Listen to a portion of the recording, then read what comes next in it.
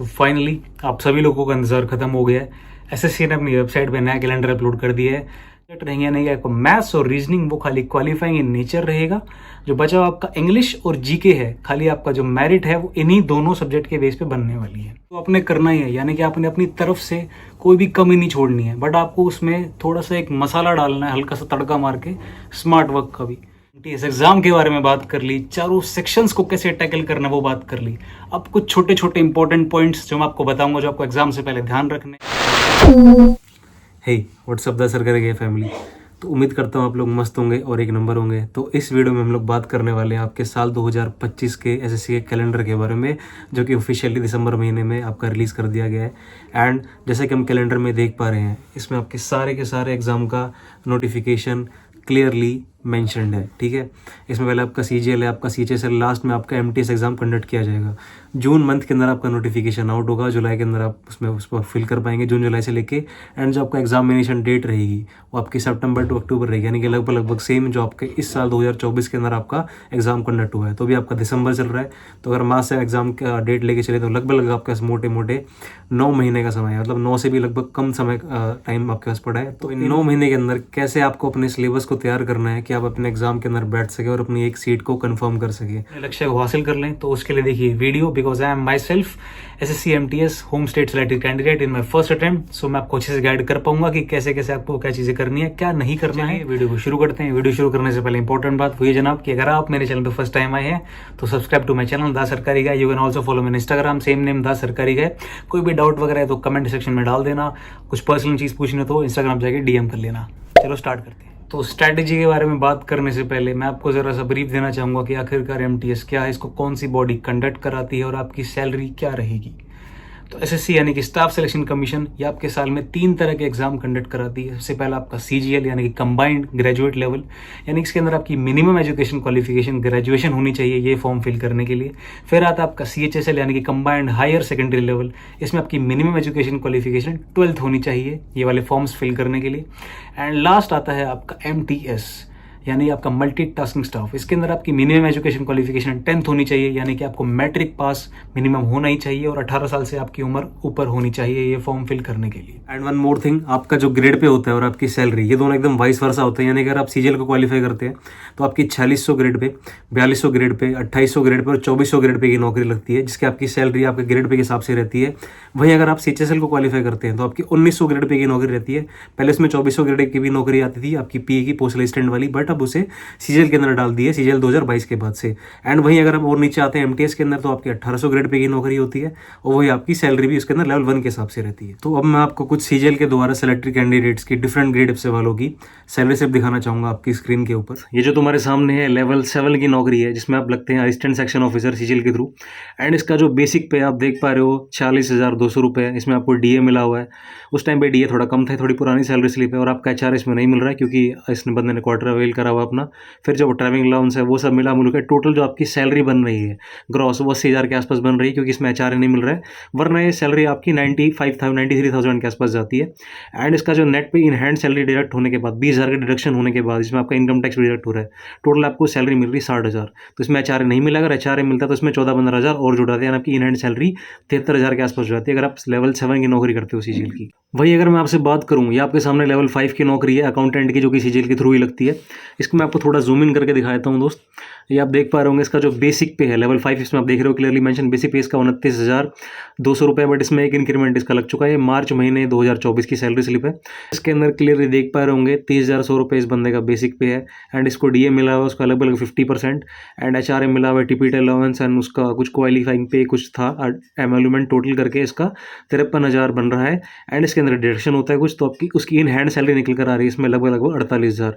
ये इसकी सैलरी जम्मू की है, तो वहाँ पे उसको एक्सिटी के अंदर कंसिडर नहीं किया जाता, इसलिए थोड़ी कम है। अदरवाइज इसकी लेवल 5 की जो सैलरी होती है वो अबव 50,000 चली जाती है इन हैंड।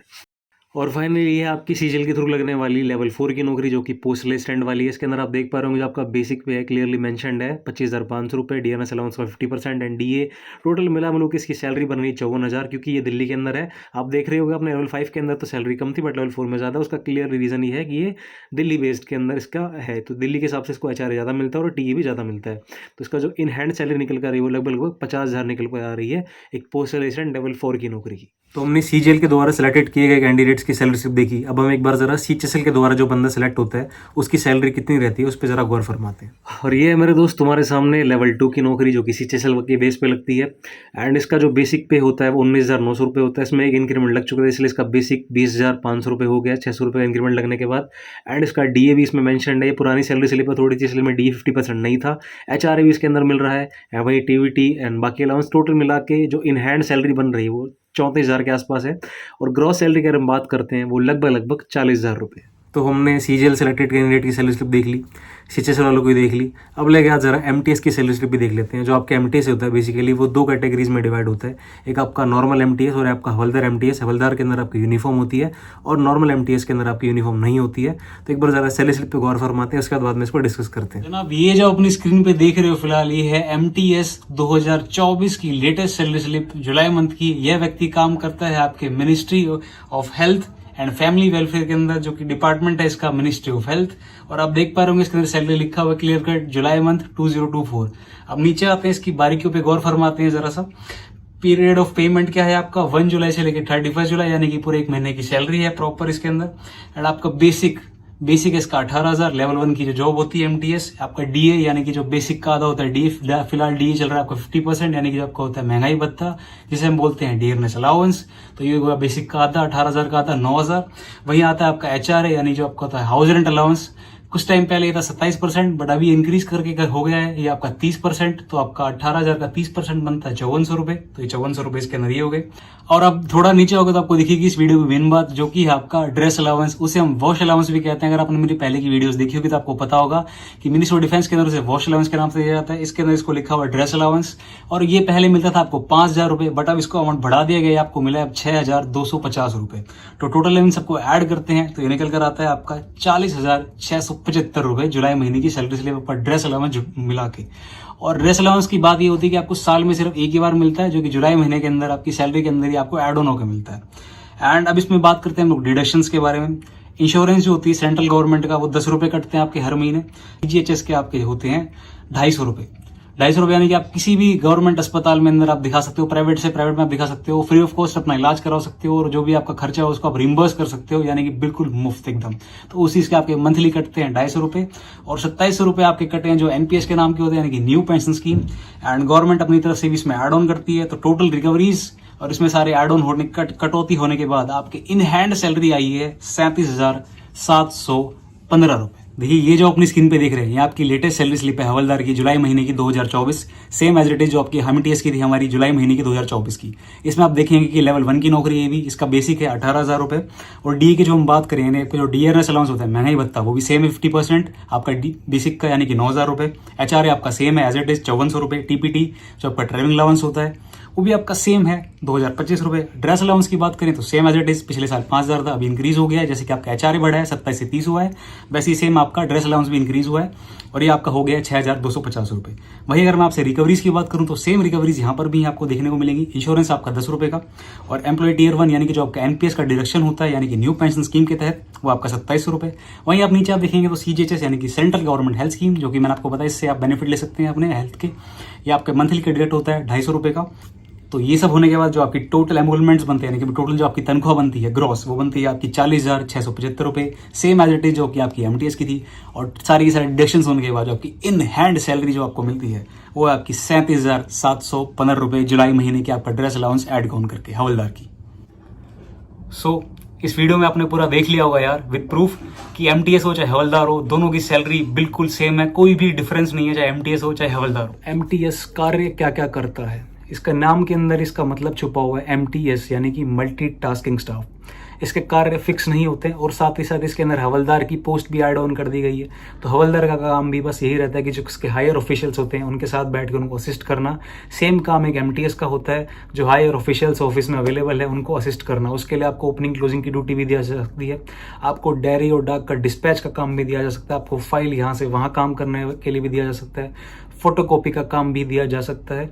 इसके अलावा आपको छोटे मोटे और भी काम दिए जा सकते हैं और वो आपकी बेसिकली आपके कैलिबर पे और आपके एजुकेशनल क्वालिफिकेशन पे डिपेंड करेगा और आपके मंत्रालय पे डिपेंड करेगा, आपके डिपार्टमेंट पे डिपेंड करेगा कि आपको वहाँ पे किस तरह का काम दिया जा रहा है आपके हायर अधिकारी द्वारा। अब बात करते हैं सैलरी की और पोस्टिंग की।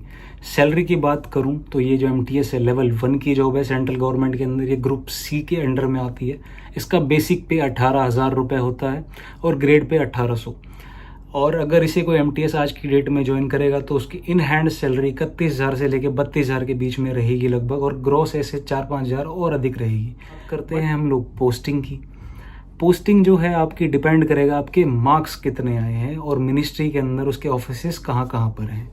इसके फॉर्म फिलअप के अंदर आपसे मिनिस्ट्रीज़ की चॉइस नहीं मांगी जाती है, आपसे स्टेट की चॉइस मांगी जाती है। मिनिस्ट्रीज़ आपको राउंड रॉबिन थ्योरम पे रैंडमली एलोकेट करी जाती है, यानी कि जो भी आपका लक रहेगा उस पे बेस पे आपको मिनिस्ट्री मिलेगी, बट आपकी मेहनत से आपको आपका स्टेट मिल जाएगा। यानी कि अगर आपके मार्क्स बढ़िया हैं तो आपको अपना होम स्टेट मिल जाएगा। मुझे भी मेरा होम स्टेट फर्स्ट अटैम्प्ट में ही मिल गया था, तो मैं ये चाहूँगा कि आप भी अपना होम स्टेट फर्स्ट अटैम्प्ट में ही ले लें।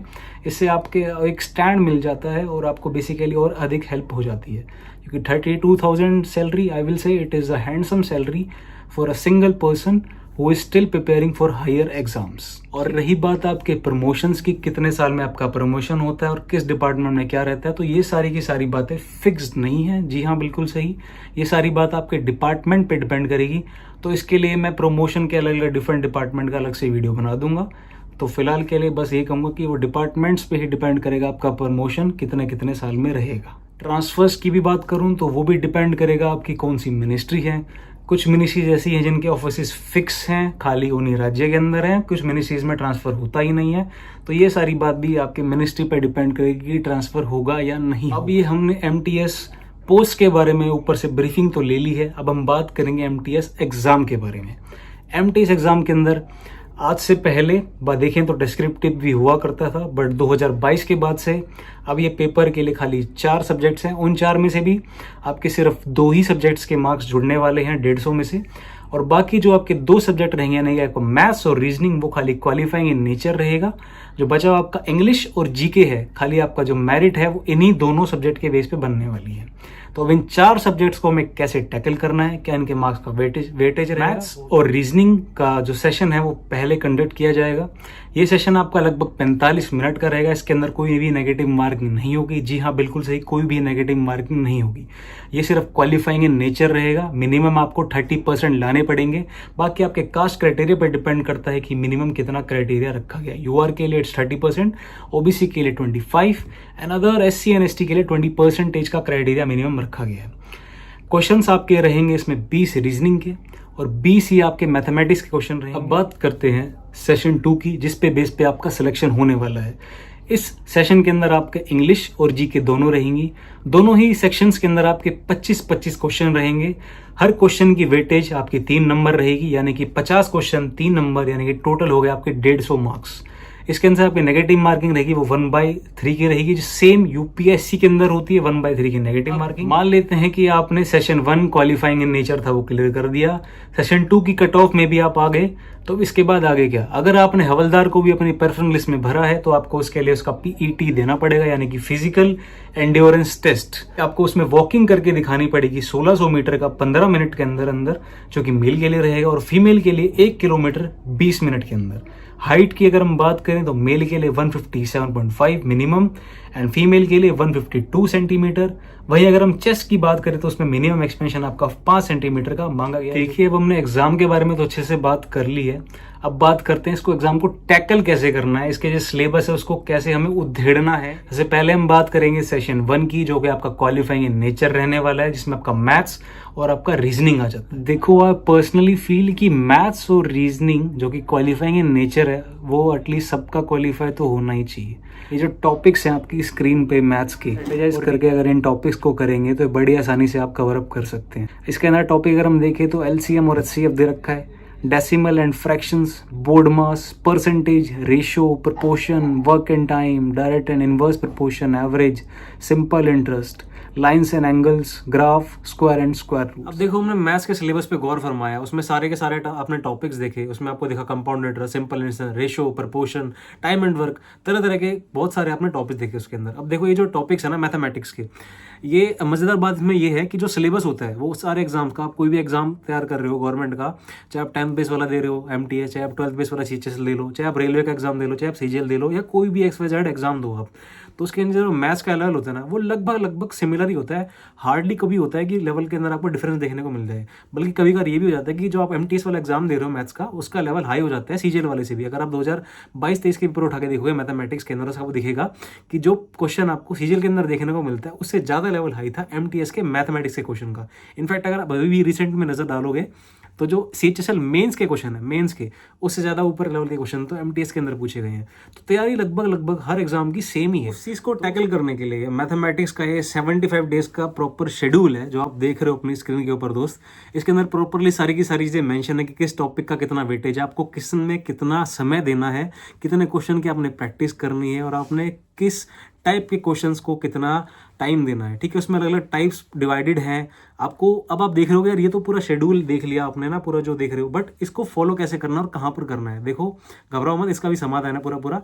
ये किरण पब्लिकेशन की किताब है, पिछले 20-25 साल से बहुत ही ट्रस्टेड नेम है किरण पब्लिकेशन। मैथमेटिक्स की किताब है, इंग्लिश और हिंदी दोनों ही मीडियम के अंदर एक किताब अवेलेबल आपको मिल जाएगी। इसमें सारे के सारे क्वेश्चंस एकदम प्रॉपरली मेंशन्ड है टाइप के साथ, और आप ये शेड्यूल के साथ साथ अगर इसको फॉलो करोगे इस प्रोग्राम को, then I can assure you कि आप अच्छा स्कोर करोगे अपने मैथमेटिक्स के अंदर। एटलीस्ट आपकी मैथमेटिक्स के अंदर तो एक ग्रिप अच्छी खासी बन जाएगी यार।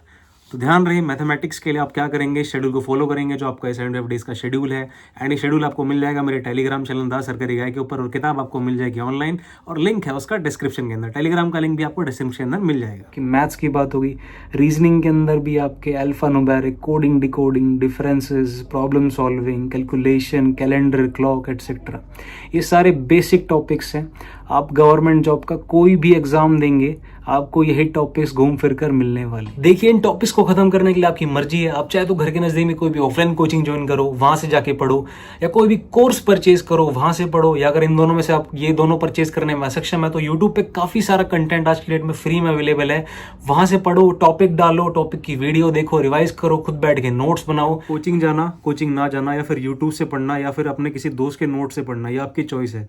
बट आपका मेन मोटो ये होना चाहिए जो भी आपके टॉपिक्स हैं, चाहे मैथमेटिक्स हो चाहे रीजनिंग हो, इन सारे टॉपिक्स को स्पेसिफिकली कवर अप कर लें। आप एक बार मॉक टेस्ट लगा के देखें, वहां से आपको आइडिया मिल जाएगा कि आपका कौन सा टॉपिक ज्यादा वीक है, जब आपकी तैयारी हो जाएगी। उसके बाद की बात मैं कह रहा हूँ जब अपने एग्जाम के ज्यादा नजदीक होगा। अभी तो हमारे पास काफी ज्यादा समय पड़ा हुआ है, लगभग 9 दिन महीने का समय। तो इतने टाइम पीरियड के अंदर अगर आप MTS के टॉपिक्स को कवर अप करना चाह रहे हैं, अगर क्वालिफाइंग इन नेचर वाले सब्जेक्ट्स के मोटो के साथ अगर हम चल रहे हैं रीजनिंग और मैथमेटिक्स के अंदर, तो इसके लिए आपके पास मोर देन इनफ टाइम। इसके अंदर भी अगर आपको स्पेसिफिकली बताऊं कुछ चैनल जहां से आप फ्री में अच्छा क्वालिटी कंटेंट कंज्यूम कर सकते हैं, जो हमारे गगन सर हैं, वो कंट्रोवर्सी में रहे या ना रहे वो बात का टॉपिक है, बट उनका जो कंटेंट है वो काफ़ी क्वालिटी कंटेंट रहता है। वहाँ से स्पेसिफिकली टॉपिक जाके पढ़ सकते हैं, वो काफ़ी अच्छा पढ़ाते हैं। एंड इसके अलावा जो हमारे अभिनय सर है, आप वहाँ से भी पढ़ सकते हैं। इन 400-500 रुपये के अंदर आपको कोर्स मिल जाता है। आपको कोर्स परचेज करना ऑनलाइन घर बैठ के पढ़ना हो तो वो भी आपकी चॉइस है, वहाँ से भी आप परचेज करके पढ़ सकते हैं। एंड इसके साथ साथ एक हमारे रोहित त्रिपाठी सर भी है जो ASO है, तो कॉम्पिटिशन प्रिपरेशन करके उनका चैनल है, वहाँ से भी मैथमेटिक्स का क्वालिटी कंटेंट आपको अच्छा खासा मिल जाएगा।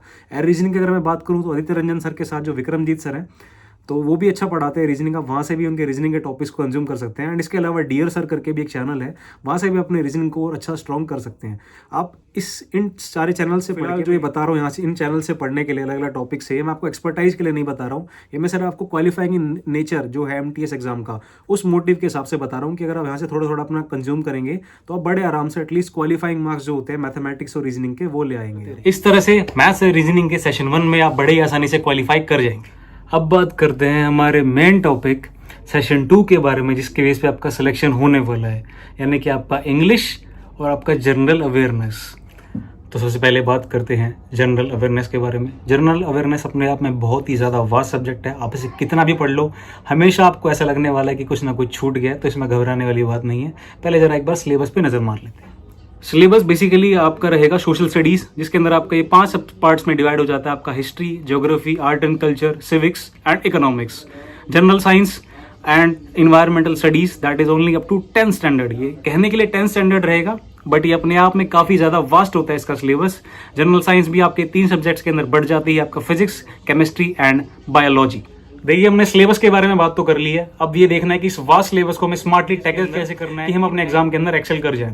देखिए GS अपने आप में काफ़ी ज़्यादा वास्ट है, और वास्ट होने के साथ साथ ये काफ़ी ज़्यादा अनसर्टेन भी है। बट एमटीएस के अंदर इसकी अनसर्टेनिटी के साथ साथ एक पॉजिटिव बात ये आती है कि इसके क्वेश्चन एमटीएस के वो यूपीएससी और सीजीएल मेंस की तरह इनडायरेक्टली और डीप में ज़्यादा नहीं पूछे जाते। इसके क्वेश्चंस काफ़ी ज़्यादा डायरेक्ट रहते हैं और इनको क्वेश्चन को अप्रोच करने के लिए आपको बेसिकली आपकी मेमोरी में वो चीज़ फीड होनी चाहिए। आपने ज़्यादा दिमाग नहीं लगाना, अपने सिर्फ देखते ही टिक करना होता है इसके क्वेश्चंस देख के। अब आपको इसके लिए अपना बेसिक क्लियर होना चाहिए जब आप एमटीएस के एग्जाम को अप्रोच कर रहे हैं। तो अब बेसिक के लिए मैंने कुछ टॉपिक्स हैं ये लिखे हुए हैं। देखिए, जो आपकी साइंस है वो आपके 3 सब्जेक्ट्स में डिवाइड हो जाती है, आपकी फिजिक्स, केमिस्ट्री एंड बायोलॉजी। मेरा ये कहना है कि आपको 8 से लेकर 10 तक की ये पीसीबी अच्छे से रिवाइज होनी चाहिए। आपको इसके बेसिक्स क्लियर होने चाहिए। बेसिक के लिए कुछ टॉपिक्स हैं कि सेल के अंदर बायोलॉजी में आ जाता है आपका सेल, विटामिन, मिनरल्स, विटामिन के जो भी दूसरे साइंटिफिक नेम होते हैं वो सारी चीजें, कौन से मिनरल से कौन सी डिजीज की डेफिशिएंसी हो जाती है, आपके प्लांट हार्मोन्स, आपका plant reproduction, blood, food, nutrition, इसी तरह से आपका मसल, हार्ट। फिजिक्स के अंदर भी ऐसे कुछ टॉपिक्स लिखे हुए हैं मैंने जिनसे क्वेश्चन मेजरली देखे जाते हैं पेपर में। मोशन, लेंस जो काफी ज्यादा फेवरेट टॉपिक है एसएससी का, और मिरर। इसी के साथ साथ आपका ग्रेविटी से भी क्वेश्चन आ जाते हैं कभी कभी कि मून पे जो वेट मास वाला क्वेश्चन रहता है। एंड आपका हीट, करंट और मैग्नेट से क्वेश्चन कम आते हैं, बट आपको थोड़ा थोड़ा इसका बेसिक क्लियर होना चाहिए। केमिस्ट्री की बात करें तो आपका एसिड, बेस, सॉल्ट, एटम, इनसे क्वेश्चंस बिल्कुल देखने को जाते हैं। हाइड्रोकार्बन से भी क्वेश्चंस देखने को मिलते हैं, आपके क्लासिफिकेशन ऑफ एलिमेंट से भी क्वेश्चन देखने को मिले हैं बिल्कुल। साइंस के बाद जो एक टॉपिक आता है वो आपका पॉलिटी। पॉलिटी भी अपने आप में काफी ज्यादा वास्ट है। अब मैं आपसे ये नहीं कहूंगा कि आप पूरी की पूरी लूसेंट को जाके पढ़ो, आप स्मार्ट स्टडी करो। कुछ टॉपिक्स हैं इनको आप किसी भी यूट्यूब चैनल से जाके देख के पढ़ सकते हैं। परमार चैनल से आपको क्वालिटी कंटेंट मिल जाएगा, पर टाइम कम वेस्ट होगा। ऐसे ही क्रेजी जीके ट्रिक भी एक चैनल है। ये 2 चैनल है जिनके लिए आप इंस्टैटिक्स जीके के टॉपिक्स को खत्म करने के लिए फॉलो कर सकते हैं। ये पॉलिटी के कुछ टॉपिक्स है, मेकिंग ऑफ कॉन्स्टिट्यूशन, उसके पार्ट्स आपको सारे के सारे पता होने चाहिए कि कौन से पार्ट में क्या आता है। वहीं बात करो तो सिटीजनशिप के बारे में भी आपको आइडिया होना चाहिए, क्योंकि अभी अभी अपना सीए पास हुआ तो उससे भी क्वेश्चंस आने के चांस बन जाते हैं। फंडामेंटल ड्यूटीज, वहीं डीपीएसपी काफी ज्यादा फेवरेट टॉपिक है एसएससी का। इस पर डायरेक्ट क्वेश्चन आते हैं और बिल्कुल आपको बस टिक करके आना होता है। रिट्स हो गए आपके, इस पे भी डायरेक्ट क्वेश्चन आता है। इलेक्शन के भी हो तो उससे भी क्वेश्चन आने के चांस बन जाते हैं। वहीं पंचायत कौन सी पार्ट में आता है, कौन सा आर्टिकल उससे रिलेटेड है। इसी प्रकार अगर मैं बात करूं आगे पॉलिटी के बाद आपका इंडियन ज्योग्राफी में काफी सारे टॉपिक्स है। रिवर आपको पूरा क्लियर होना चाहिए, आपको डैम्स पता होने चाहिए, रिजर्वियर पता होना चाहिए, आपको सॉइल के बारे में आइडिया होना चाहिए, आपको क्रॉप्स के बारे में आइडिया होना चाहिए। कुछ बेसिक चीजें हैं। आप कृषि जीके ट्रिक या परमार, इनमें से कोई भी 2 में से फॉलो कर सकते हैं। इसके अलावा आपको कोई और चैनल पसंद हो वहां से पढ़ लो, बट ये 2 हैं जिनको मैं प्रेफर करूंगा, क्योंकि यहाँ पे आपको क्वालिटी कंटेंट भरपूर मात्रा में मिल जाता है। कम समय के अंदर आपको ज्यादा ज्ञान मिल जाता है। सोलर सिस्टम हो गया, आपका वर्ल्ड ज्योग्राफी से भी क्वेश्चंस देखने को मिलते हैं। Tropic of Cancer, Tropic of Capricorn.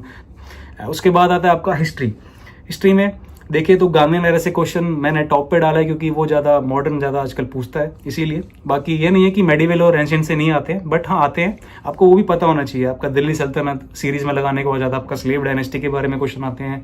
Mughal, Maurya, ancient, government of India of act से क्वेश्चन आते हैं, भर के आते हैं। डायरेक्ट क्वेश्चन आते हैं, मॉरलेमेंटो एक्ट्स हो गया, कैम्प्स फॉर रिफॉर्म्स हो गया।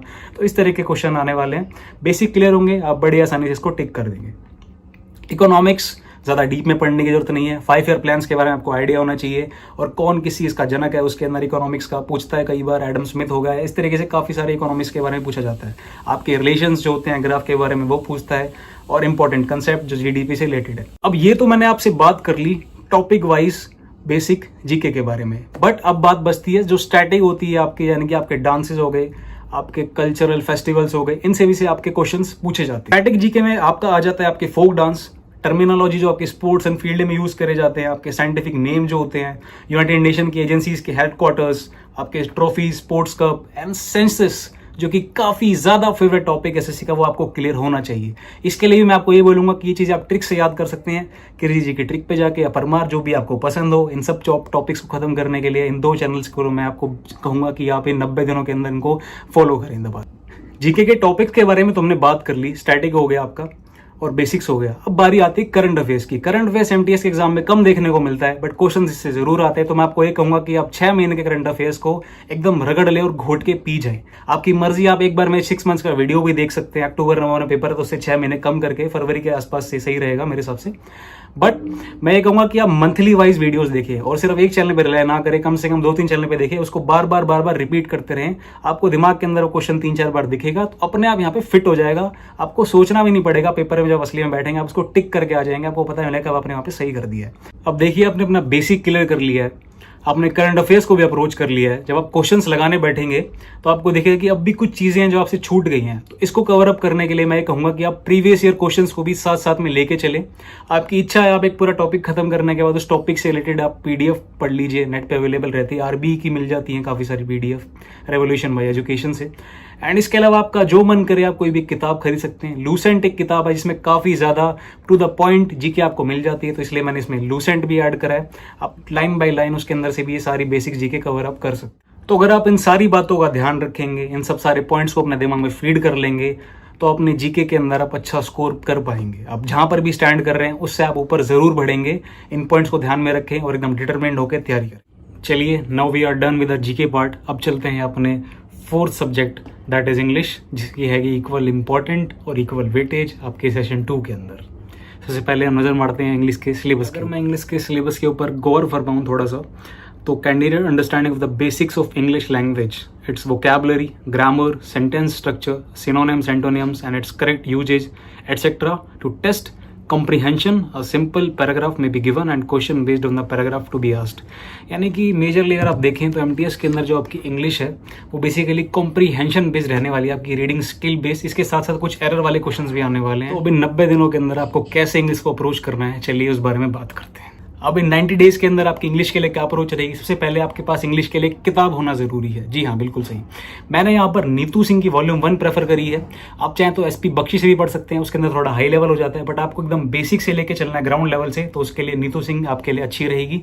वोकैब की अगर हम बात करें तो आप वो चाहे तो क्रिस्टोफर नोलैन से भी पढ़ सकते हैं, बट यहाँ मैंने ब्लैक बुक प्रेफर करी है क्योंकि इसके अंदर काफ़ी ज़्यादा गुड क्वालिटी में कंटेंट दिया हुआ है। ऐसा नहीं कि बाकी किताबों में बढ़िया नहीं है, बाकी किताबों में भी अच्छा है। आपके ऊपर डिपेंड करता है कि आपको समझ में कहाँ से आ रहा है। आप 4 किताबें ना लें, एक किताब लें और उसको कम से कम 10 बार करें। मैं यही कहूँगा, एक ही किताब को बहुत बार करो, बार बार करो, क्वेश्चंस वहीं से ही उठकर आने वाले हैं। ठीक है, अपना मेंटर एक बार चूज कर लो, फिर उसको छोड़ो मत। अब उसके बाद रानी मैडम के 60 रूल्स की वीडियो यूट्यूब पे है, मिल जाएगी आपको, डालते ही दिखा देते हैं 60 रूल्स। वो टोटल 60 वीडियोस हैं, उनको देखो, 2 से 3 बार देखो कम से कम, उनके नोट्स बनाओ, बार बार रिवाइज करो और इस तरीके से दिमाग में फीड कर लो कि पेपर में कोई भी एरर दिखते ही आपके दिमाग में तुरंत क्लिक करना चाहिए कि यहाँ पे तो ये वाला एरर है यार, फर्स्ट सेकंड थर्ड पर्सन वाला हो या ए एंड दा वाला हो, XYZ कंपैरेटिव सुपरलेटिव, कोई भी चीज़ हो, तुरंत आपके दिमाग में वो चीज़ क्लिक करनी चाहिए।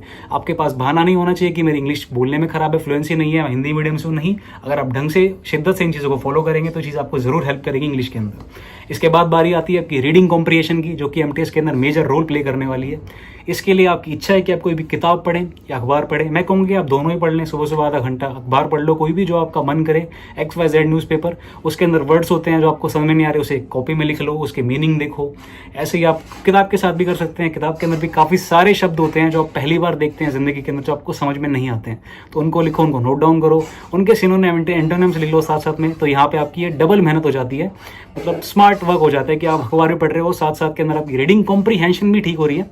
और वहाँ पे आपको पता है अनजाने के अंदर आपकी क्लोज टेस्ट की भी तैयारी हो जा रही है। क्योंकि क्लोज टेस्ट का मतलब क्या होता है, आपको फिल इन द गैप ही फिल करना होता है, उसमें आपको पता होना चाहिए उसमें क्या वर्ड आएगा।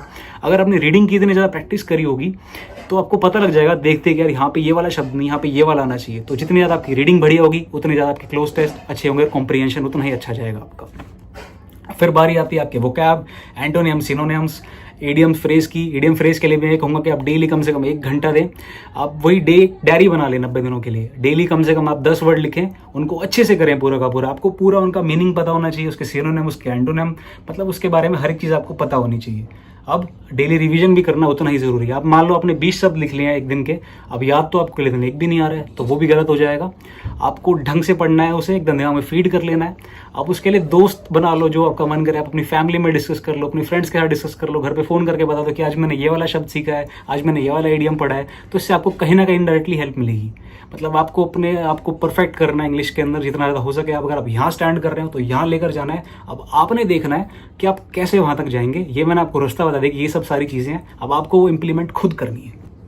और हाँ जनाब, जैसे जीके के अंदर आपके प्रीवियस ईयर क्वेश्चंस मैटर करते हैं, सेम वे इंग्लिश के अंदर भी मैटर करते हैं। आप कोई भी एक किताब ले लेना बाद में, जो भी आपको पसंद हो, पिनाकल या XYZ, कोई भी किताब, उससे क्वेश्चंस लगाना, या ऑनलाइन आपको पीडीएफ मिल जाए तो वहां से पीडीएफ डाउनलोड करके फोन के अंदर पढ़ना। जो आपका क्वेश्चन पूछा गया आपको उसका तो मीनिंग पता होना ही चाहिए, साथ में जो 4 ऑप्शंस है ना उनको भी आपको अच्छे से डिटेल में पता होना चाहिए, इसका मतलब ये है, इसका मतलब ये है, क्योंकि कई बार ऐसा होता है जो ऑप्शन में होता है ना उसी का अगला क्वेश्चन भी आ जाता है। तो ये एक बहुत ही स्मार्ट वर्क अप्रोच होती है अगर आपको इंग्लिश के अंदर भी एक्सेल करना है। देखिए, जो बात मैंने आपको मैथमेटिक्स और रीजनिंग के अंदर कही थी, कोचिंग जाना ना जाना, यूट्यूब से पढ़ना या फिर कोई कोर्स परचेज करके पढ़ना, वही बात मैं आपको सेम इंग्लिश और जीके के लिए भी कहूँगा। इसमें भी आपकी सेम चॉइस है, आप कोर्स परचेज करो चाहे मत करो। मेन मोटो ये होना चाहिए कि आप जो सिलेबस है उसको ढंग से कंप्लीट कर लो। देखो, जीके के अंदर जो भी मैंने आपको टॉपिक्स बताए वीडियो के अंदर, जो स्पेसिफिकली आपको एटलीस्ट ये सब तो कवर करने ही करने हैं, क्योंकि मोस्टली आपके क्वेश्चन अगर आप देखोगे प्रीवियस ईयर क्वेश्चन उठा के तो यहीं से घुमा फिरा के आते हैं क्वेश्चन। ये टॉपिक्स उनके फेवरेट रहते हैं। तो ये जो टॉपिक्स हैं इनकी फोटोज आपको टेलीग्राम चैनल पर मिल जाएगी, लिंक आपको डिस्क्रिप्शन में मिल जाएगा। एंड वहीं अगर मैं आपसे बात करूँ कोर्स के बारे में, तो आप कोर्स परचेज करो या मत करो, देखो जो चैनल है कंटेंट है काफ़ी सारा, मतलब काफ़ी सारे चैनल पे फ्री में अच्छा अवेलेबल है। बट बात ये आती है कि क्वालिटी कंटेंट कहाँ मिलेगा। देखो, क्वालिटी कंटेंट के लिए 2 चैनल मैंने आपको बताया ऑलरेडी। परमार जो चैनल है काफ़ी अच्छा पढ़ाते हैं, तो वो काफ़ी सारे उन्होंने अपने जीके के कोर्सेज भी हैं जो फ्री में डाले हुए हैं यूट्यूब के ऊपर। तो वहाँ से अगर आप एक टॉपिक को उठाओगे, पॉलिटी उठाओगे, चाहे फिजिक्स उठा लो, केमिस्ट्री उठा लो, तो आपको वहाँ से काफ़ी ज़्यादा हेल्प मिल जाएगी। बट बशर्ते कंडीशन ये होनी चाहिए कि आप उसको एकदम कंसिस्टेंटली फॉलो करो। मतलब कि अगर आप पढ़ रहे हो आज, तो उस चीज़ को आप एक बार नेक्स्ट डे रिवाइज करो, एंड देन फिर जो नेक्स्ट डे पढ़ रहे हो उसको फिर नेक्स्ट डे रिवाइज करो। हफ्ते के 6 दिन पढ़ाई करो, और आखिरी जो आपका संडे वाला दिन होता है उस दिन उसको रिवाइज कर लो, एंड देन उसके बाद पूरे दिन फ्री रहो, या फिर 5 दिन पढ़ लो, या फिर 6 दिन उसके बाद फ्री रहो। And same goes for your all subjects, चाहे आपको मैथमेटिक्स हो उसमें आप टॉपिक पढ़ रहे हो, या चाहे आपका रीजनिंग हो, या चाहे आपका इंग्लिश हो। और इंग्लिश के अंदर हमने देखा जो कि अपनी कट ऑफ जो इसमें बनने वाली है भैया, वो हमारी इंग्लिश और जीके के बेस पे बनने वाली है। तो इंग्लिश भी इसके अंदर काफ़ी ज़्यादा इंपॉर्टेंट रोल प्ले करता है। तो आप चाहो तो नीतू मैडम जो पढ़ाती हैं वो से आप फॉलो कर सकते हो आप, है ना। यूट्यूब पे भी आपको काफ़ी सारे चैनल्स इंग्लिश के अंदर मिल जाएंगे जहाँ इनका कंटेंट जो है आप फॉलो कर सकते हैं, है ना। सोलंकी सर है, वो भी अच्छा पढ़ाते हैं इंग्लिश जो है वहाँ से। और इसके साथ साथ, पढ़ने के साथ साथ आपने एक चीज़ ज़रूर फॉलो करनी है, न्यूज़पेपर पढ़ना। न्यूज़पेपर जो है आपके अंदर मतलब एक्स्ट्रा पॉइंट्स ऐड करेगा, आपके कॉम्प्रिहेंशन को मजबूत करेगा। तो आप देखोगे ये सारा जो प्रोसेस है ये काफ़ी स्लो प्रोसेस होता है, मतलब धीरे धीरे ऐड ऑन होता रहता है। ये जो दोनों टॉपिक होते हैं, मैथमेटिक्स और रीजनिंग में आपको बूम एकदम से मिलता है अगर आप पढ़ते हो तो।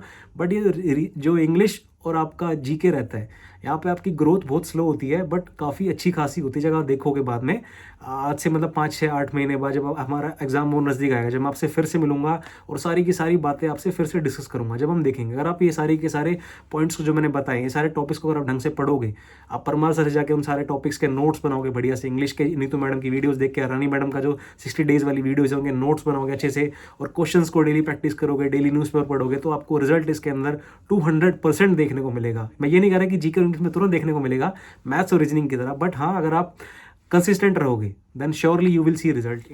एंड ध्यान रहे मेरे दोस्त, अभी हमारे पास ऑलमोस्ट 9 मंथ्स का टाइम है। तो 9 मंथ्स के अंदर जो आपका सिलेबस है, कोशिश करो कि 6 से लेकर 7 महीने के अंदर अपना सिलेबस जो है कंप्लीट कर दो। मैं जानता हूँ जीके के अंदर तो पूरा डेप्थ में जाके सिलेबस कंप्लीट करना इम्पॉसिबल है, बट हमें उतना ही पढ़ना है जितना हमारे पेपर में आने वाला है। पूरा एकदम गोते लगाने की जरूरत नहीं है, पूरा एकदम सिविल सर्विस एस्पिरेंट बनने की बिल्कुल भी आवश्यकता नहीं, क्योंकि एसएससी के अंदर जो क्वेश्चन आते हैं और जो सिविल सर्विस के पेपर में क्वेश्चन आते हैं टोटली डिफरेंट होते हैं। तो अगर आपको मजा आने लगे पॉलिटी पढ़ने में, जो कि मैं जानता हूँ काफ़ी सारे लोगों को आएगा पढ़ने में अगर उसको आप ढंग से पढ़ोगे तो, क्योंकि वो काफ़ी ज़्यादा रिलेटेबल होता है रियल लाइफ के अंदर। उसके अलावा भी जो आपके टॉपिक्स होते हैं ऑलमोस्ट सभी रिलेटेबल होते हैं, बट बात यह कि हमें लिमिटेड पढ़ना है और उतना ही पढ़ना है जिससे कि हमारा पेपर निकल जाए। हमें किसी भी के अंदर प्रोफेसर नहीं बनना है, तो इस बात का ध्यान रखो। और साथ साथ जब आपका सिलेबस एक बार कंप्लीट हो जाए, उसके बाद मॉक टेस्ट लगाना शुरू करना, और कोशिश करो कि मतलब जब नोटिफिकेशन आउट होगा उस टाइम पे मैं एक बार आपके सामने एक और वीडियो लेकर आऊँगा आपके समक्ष, उसके अंदर प्रॉपर हम डिस्कस करेंगे किस तरीके से आपको मॉक टेस्ट देने हैं। और अभी जब तैयारी करना शुरू करो तो अभी अपने लेवल को देखने के लिए एक बार मॉक टेस्ट देख लेना कि अभी मैं कहाँ पे स्टैंड कर रहा हूँ और कट ऑफ कितनी जा रही है क्या नहीं। अभी इस वाले रिजल्ट का भी एमटीएस का 2024 का भी रिजल्ट आ जाएगा कुछ महीने बाद, तो आप वहाँ से और कंपेयर कर पाएंगे कि हमें कितनी और मेहनत करने की ज़रूरत है वैकेंसीज के हिसाब से वगैरह वगैरह। वो सारी बातें बाद में डिपेंड करेगी क्या नोटिफिकेशन आ रहा है क्या नहीं। तो फिलहाल के लिए बस एक चीज़ है जो आप कर सकते हो, वो है तैयारी करना और अपने ऊपर भरोसा रखना, कोचिंग ना जाना वो, और घर पे तैयारी करना या कोई भी कोर्स परचेज करना, वो सब सारी की सारी आपकी चॉइस रहेगी। बट हाँ, ध्यान रहे एक बात, कोचिंग जाके भी आपने पढ़ना ही है और घर पे रह के भी आपने पढ़ना ही है अगर आपको सिलेक्शन लेना है तो, क्योंकि सिलेबस तो आपको कंप्लीट करना ही है, चाहे आप फ्री में यूट्यूब से पढ़ो कहीं से भी पढ़ो। बस मेन मोटो आपका ये होना चाहिए कि आपको जैसे भी करके हर एक टॉपिक के अंदर मतलब अपना सिलेबस जो है अच्छे से कंप्लीट कर लेना, उसके बाद उसको रिवाइज करना है बस। हमने सिलेबस के बारे में बात कर ली, एमटीएस एग्जाम के बारे में बात कर ली, चारों सेक्शंस को कैसे टैकल करना है वो बात कर ली। अब कुछ छोटे छोटे इंपॉर्टेंट पॉइंट्स जो मैं आपको बताऊंगा जो आपको एग्जाम से पहले ध्यान रखने, फुल डिटर्मिनेशन के साथ उन्हें फॉलो करना है। पॉइंट नंबर 1 को देखो आप, smart work plus hard work. देखिए हार्ड वर्क तो आपने करना ही है, यानी कि आपने अपनी तरफ से कोई भी कमी नहीं छोड़नी है, बट आपको उसमें थोड़ा सा एक मसाला डालना है, हल्का सा तड़का मार के, स्मार्ट वर्क का भी। यानी कि आप मान लो जीके कर रहे हो, आपको बहुत मज़ा आ रहा है करने में, आप 4-4, 6-6 घंटे पढ़ रहे हो, उसे 8-8 घंटे पढ़ रहे हो, बट जब क्वेश्चंस करने बैठ रहे हो तो आंसर्स तो निकल ही नहीं रहे हैं। तो इसका अर्थ यह निकलता है कि आपने हार्ड वर्क तो करा है जना, बट स्मार्ट वर्क नहीं करा। इसको स्मार्ट वर्क में कैसे बदलोगे आप ऊपर ऊपर से बेसिक तो करोगे सारा का सारा, बट इतना डीप में जाके नहीं पढ़ो, क्योंकि एमटीएस में डीप में इतना नहीं पूछ रहा है। आप प्रीवियस ईयर क्वेश्चंस में ज़्यादा टाइम स्पेंड करोगे। प्रीवियस ईयर क्वेश्चंस में आपको पता लग जाता है ये क्वेश्चंस आ रहे हैं, और कई बार मतलब बहुत बार यही होता है कि same as it is same question उठ के आ जाता है। अभी जो भी पेपर चल रहे हैं, अभी सीजीएल हो जाएगा एमटीएस से पहले, फिर अभी सीएचएसएल भी हो जाएगा जुलाई के अंदर, आपका सीपीओ भी हो जाएगा। तो ये जो उनके जीएस के क्वेश्चंस रहेंगे, इनको स्मार्टली आप रिवाइज करें, मैं ये कहूँगा। ये होगी आपकी स्मार्ट अप्रोच। बेसिक तो क्लियर करेंगे, बट आप साथ में स्मार्ट अप्रोच भी रखेंगे। अब रिवीजन इज द की, ये आपका सेकंड पॉइंट है, यानी कि आपने जो भी पढ़ा आप उसको रिवाइज जरूर करेंगे। आपने मैथ्स के फॉर्मूले पढ़े, आपने कोई भी रीजनिंग के अंदर चीज़ सीखी, मिरर के अंदर, क्लॉक के अंदर, उस चीज़ को रिवाइज आप करेंगे। कैलेंडर को आप रिवाइज करेंगे, वो चीज़ आपके दिमाग में फीड रहेगी, और इस तरीके से रहनी चाहिए कि देखते आप एकदम क्लिक कर जाए। आपने 5 दिन पढ़ाई करी, 6 दिन पढ़ाई करी, संडे का दिन आप थोड़ा सा अपने लिए रखिए, सुबह का टाइम आप कुछ भी काम करिए जो आपको पसंद हो, बट साथ ही साथ शाम होते होते आप पूरे सिलेबस को एक बार रिवाइज जरूर करें। जो भी आपने उन 5-6 दिनों के अंदर पढ़ा है उसको पूरा रिवाइज करें, आपके दिमाग में पूरा फीड होना चाहिए। डेली रिवीजन भी बढ़िया है, और साथ में वीकेंड का रिवीजन भी बहुत ज़्यादा इंपॉर्टेंट है। आपने वो कैप पढ़ी 10-15 एक दिन की, तो शाम को उसे रिवाइज कर लिया, फिर अगले दिन सुबह कर लिया, एंड वीकेंड आते आते आपके पास जो 5 दिन की वो कैप इकट्ठी हुई, या जीके के क्वेश्चन थे जो आपने नोट डाउन करे, या मैथ्स के फॉर्मूलाज थे, तो उनको भी आपने उसमें लिख लिया। इसके बाद आते हैं आपके थर्ड पॉइंट, ये आपका सोर्स को आपको लिमिटेड रखना है, यानी कि आपके सोर्सेज बहुत ज़्यादा नहीं होने चाहिए, ना तो कोई किताब बहुत आपके पास ज़्यादा होनी चाहिए। लिमिटेड चीज़ें रखो और उसके ऊपर स्मार्टली एक्ट करो।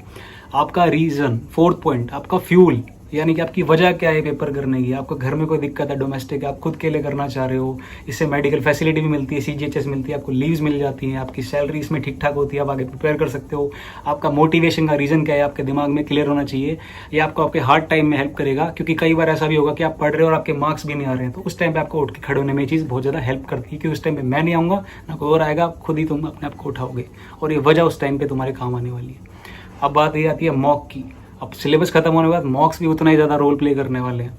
मॉक्स को अगर आप पूरा टाइम दे रहे हो पूरा कंप्लीट करने के लिए 90 मिनट के अंदर 45, उसके बाद आपको उतना ही टाइम उसको एनालाइज करने में भी लगाना है। रीजनिंग और मैथ्स में थोड़ा कम लगाएंगे, इंग्लिश और जीके में ज़्यादा लगाएंगे। पूरे वर्ड को जो मैंने बताया, हर एक क्वेश्चन को गौर से देखेंगे, एंटोनिम सिनोनिम को, मैंने क्या गलती करी है और इसको मैं अगली बार से कैसे सुधार सकता हूँ। मॉक का analysis and previous year questions जो मैंने आपको पहले ही बताया है, ये काफ़ी ज़्यादा मात्रा में आपको करने हैं। रीजनिंग मैथ्स सबके अंदर प्रीवियस ईयर दबा के करो, इंग्लिश के अंदर ये आपको same question as it is वहाँ मिल जाएंगे। पॉजिटिव अप्रोच बहुत ही ज़्यादा मायने रखती है। आपने घबराना नहीं है, ज़्यादा वैकेंसी का हिसाब नहीं लगाना है, आपने अपने साथ ऑनेस्ट रहना है कि हाँ ये मेरे 90 डेज हैं, इनको मैंने फुल्ली कंज्यूम करा है and I was very honest with my self. ठीक है, ये आपको एक अच्छी फीलिंग देगा, इससे आप पॉजिटिव फील करेंगे। वीकेंड का रिवीजन जो कि मैंने आपको बताया बहुत ज़्यादा इंपॉर्टेंट रोल प्ले करता है। देखो अभी तो आप सभी लोग कैलेंडर देख के काफ़ी ज़्यादा एक्साइटेड हो गए है ना, एकदम सभी लोगों ने कॉपी पेन उठा लिया होगा, क्यों मतलब एकदम से आता है ना जोश आता है कि यार कैलेंडर आ गया, पढ़ना ये करना है। बट धीरे धीरे धीरे धीरे जो कुंवर कबीरनारायण की किताब है, शुरू में सब लोग ये चाहते हैं कि सब कुछ एकदम शुरू हो, लेकिन अंत तक पहुँचते पहुँचते हिम्मत हार जाते हैं। तो हमें वो नहीं करना, हमें हिम्मत नहीं हारनी, हमें कंसिडेंट रहना है। हमें ये नहीं करना एक दिन में हमने बहुत सारा मतलब पहाड़ चढ़ दिए, कर दिया, वो कर नहीं, हम स्टेप बाय स्टेप चलेंगे और कंसिडेंट रहेंगे और डिटरमिनेंट रहेंगे अपनी चीज़ को लेके। और हाँ, परेशान नहीं होना है बिल्कुल भी, और निश्चय नहीं, दृढ़ निश्चय करना है, याद रहे दृढ़ निश्चय। और अपने सर्कल को एकदम लिमिटेड रखो तैयारी के दौरान, पॉजिटिव लोगों के साथ रहो, है ना। जितने आप ऑप्टिमिस्टिक रहोगे उतना ही ज़्यादा आपके लिए अच्छा होगा और उतनी ही ज़्यादा आपकी अच्छी तैयारी होगी। तो उम्मीद करता हूँ मेरे दोस्त इस स्ट्रैटेजी वाली वीडियो के माध्यम से मैं तुम्हारे काफ़ी हद तक सारे के सारे डाउट जो भी थे कि कैसे क्या पढ़ना है, सारी बातें ऑलमोस्ट क्लियर कर पाया हूँ। अगर फिर भी कोई डाउट रह जाए तो तुम मुझे इंस्टाग्राम पर जाके फॉलो करके मैसेज कर सकते हो, सेम नेम है मेरा वहाँ पे, सरकारी के नाम से। उसके अलावा जो PDF है और जो फोटोज़ है जीके के टॉपिक्स बाकी चीज़ों की, आपको टेलीग्राम चैनल पर मिल जाएंगे, उसका लिंक भी आपको डिस्क्रिप्शन में मिल जाएगा। इसके अलावा चैनल को करना सब्सक्राइब, वीडियो कर देना लाइक, और अपने दोस्तों के साथ कर देना शेयर। अपना द सरकारी का, not just an government employ. Bye bye, take care guys.